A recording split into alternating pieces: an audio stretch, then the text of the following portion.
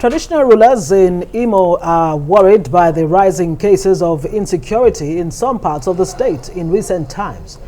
At a meeting in the palace of the Eze-Imo in Owerri, the state capital, the traditional rulers call for peace and condemn attacks on public and private property, including police stations where some officers have been reportedly killed. After hours of deliberation, a communique was issued at the end of the meeting. Custodian of the culture and tradition of our land are calling everyone who is involved in one way or another in this wicked act to desist from it henceforth. Otherwise, we shall consult the result of our land and lay course on whoever is involved. The security situation in our state requires all stakeholders in the state to make meaningful contribution towards ensuring adequate security in the state to achieve peace. You should understand that every damage done will be replaced by the government with funds that will be used for other purposes. Thereby, delaying development. In Igbo land, we detest destruction, we detest shedding of blood. And I want to employ everybody, in the name of our Lord Jesus Christ, in the name of God, let there be ceasefire. And those who are sponsoring all these things are not doing it to the governor, but to give our state a bad name, to give Nigeria a bad name. What has happened in Imo State for the past 3-4 months is very, very alien to this state. I've been a traditional ruler for 40 years. I can give history of this state. Right from 1976, Imo State was created. So I have not witnessed such a thing before. I am pleading to our children to give peace a chance. This state is a peace-loving state. Well, for a closer look at these security issues, we're joined by security analyst Mike Ejiofor. Thank you so much for joining us. And listening to that traditional ruler in Imo State, it brings it home. I mean, when a man in 40 years who's been on the throne has never seen the trajectory of things in the country, it is really worrying. Now, from Borno, Niger State, close to us here, everywhere there is one crisis or the other. The Benue State Governor, Samuel Otom, says there should be a state of emergency declared in the security sector. House of Reps members are saying the same thing. What do you make of this? Well, it's I completely agree with the traditional ruler, Obiefula. This is quite disturbing. As I was just sitting here watching your intro in the news, I saw Smart Adem virtually weeping. That will show you the concern of everybody. You look at our country, there's no place that is safe anymore. Is it in Northeast, where you have Boko Haram, the governor is running around, going to the war front? Or is it the Northwest or North Central, where you have bandits reigning supreme? Or is it in the Southeast, where you have the agitation of secessionist tendency? And or is it in the Southwest? So you support the idea of a declaration of emergency? Oh, sure. We've even passed that stage of state of emergency. So where are we then? Well, we are in a situation I would describe as very precarious to this country.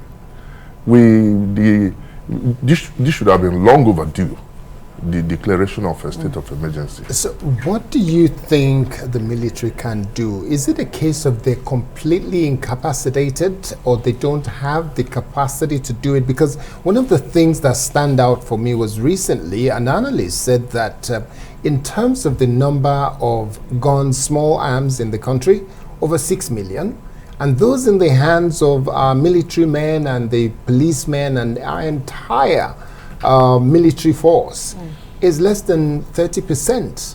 What we're witnessing is gone beyond the military. We need solutions, not military solutions. There's no way military can solve this. Rather, it will compound and complicate the whole issues. So you would agree then, I mean, the U.S. Secretary of State has just had that meeting with President Muhammadu Buhari, and the president's statement, I mean, seems to be saying to the U.S. that it would be enlightened self-interest if the United States would, you know, wade in and bring some level of support for Nigeria. I mean, and he also spoke about the implications of allowing this to, you know, spill over to other countries in Africa. What kind of support do you think the United States and others can provide Nigeria at this stage? You see, when I heard that news, it was quite cheering to me, because Nigeria's position is strategic, not only in West African sub-region, but in the whole of Africa, in the whole world, the largest black nation in the whole world, and yet we cannot make any progress. So the call is, in terms of assistance, you know, I hear people talking of, even in National Assembly, calling for mercenaries. How do you call for mercenaries? But there are other ways we can collaborate in terms of training, in terms, you know, the Lee law that banned the U.S. from giving arms.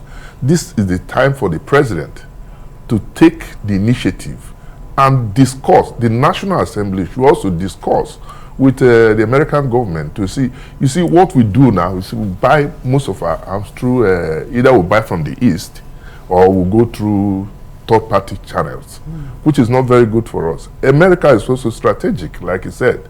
You know, the interest is in Nigeria, and we have a lot to do with them.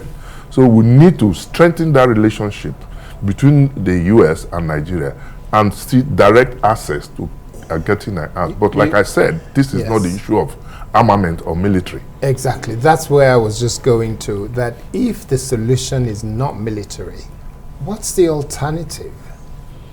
Well, the alternative, the way things are now, if you ask my candid advice, I expect the president to make a national broadcast, or at least visit some of these troubled states, giving people assurance. First of all, you must build the people's confidence. The confidence of Nigerians have waned so much that people are virtually losing confidence in government. So it needs to address these issues. And apart from addressing the issues, there are structural imbalances in Nigeria that needs to be addressed. You take Southeast, for instance.